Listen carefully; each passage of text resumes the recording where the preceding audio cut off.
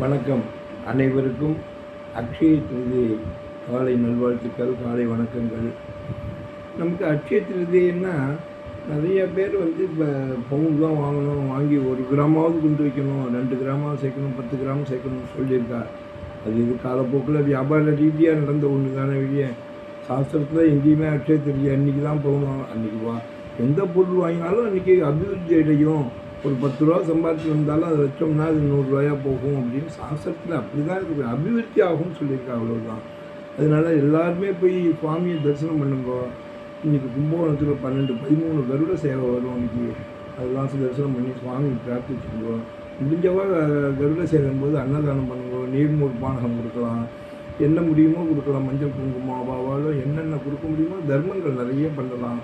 அவ்வளோதான் சொல்லியிருக்காளே வெளியே அக்ஷய திருதி அன்றைக்கி பவுன் தான் வாங்கணும்னு சொல்லிவிட்டு அட்வான்ஸை கொடுத்து நம்ம கடையில் நிற்கணும்னு எந்த சாஸ்திரம் சொல்லலை.